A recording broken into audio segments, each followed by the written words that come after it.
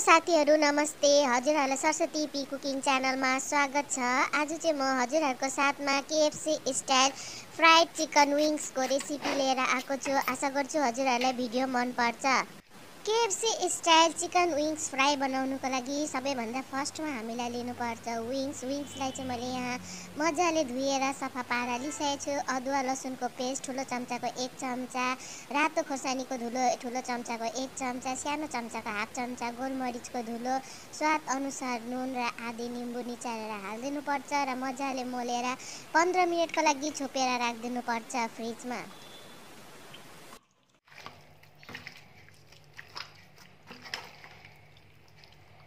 विङ्सलाई मोलेर मजाले छोपेर राखिसकेपछि म चाहिँ यहाँ बाहिरको लेयरको लागि रेडी गरेछु। मैले चाहिँ यहाँ लिएको छु मैदा, ठुलो चम्चाको 3 चम्चा कर्नफ्लावरलाई मजाले मिक्स गर्नुपर्छ र मजाले मिक्स गरिसकेपछि रातो खोर्सानीको धुलो, गोलमरिचको धुलो, अदुवाको धुलो र स्वाद अनुसार हल्का नुन हालिदिनुपर्छ र मैले चाहिँ यहाँ कर्नफ्लेक्स लिएको छु र कर्नफ्लेक्सलाई पनि हातमा मोलेर मसिनो गरेर हालिदिनुपर्छ।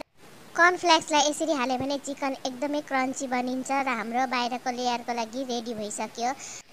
15 मिनटपछि मैले चाहिँ यहाँ विङ्सलाई निकालेर लिइसकेको छु र विङ्सलाई मजाले मैदा र कर्नफ्लावरको मिक्सचरमा मजाले थिची लगाउनुपर्छ विङ्समा र मजाले पानीमा छोप्नुपर्छ र पानीबाट निकालेर अझैपल्ट कर्नफ्लावर र मैदाको मिक्सचरमा मजाले लगाउनुपर्छ र मजाले थिची मजाले सबै विङ्समा मैदा र कर्नफ्लावर मजाले मिक्स होस् र यतिको भइसकेपछि मजाले झार्नुपर्छ। जति मजाले झार्यो त्यति क्रन्ची बनिन्छ र लेयर पनि एकदमै मजाले आउँछ र यतिको भइसकेपछि हाम्रो एउटा विङ्स पनि रेडी भइसक्यो। हजुरहरूलाई म यहाँ अर्को पनि विङ्स बनाएर देखाउँदैछु र हजुरहरूले पनि यसरी भिडियोमा हेरे जस्तै गर्नुहोला।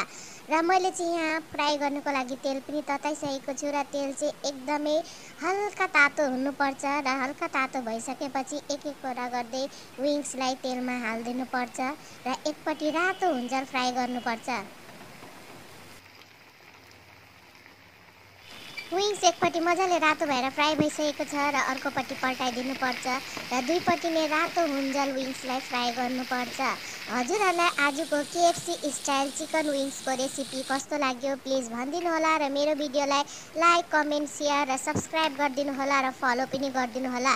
र मैले चाहिँ यहाँ दुईपट्टि नै विङ्सलाई मजाले रातो हुन्जेल फ्राई गरिसकेको छु र एक कुरा गर्दै विङ्सलाई निकालिदिनुपर्छ। एक कुरा गर्दै मैले यहाँ सबै चिकन विङ्सलाई निकालेर लिइसकेको छु र हेर्नुहोस् त एकदमै क्रन्ची बनेको छ चिकन विङ्स र हजुरहरू पनि यसरी ट्राई गरेर हेर्नुहोला।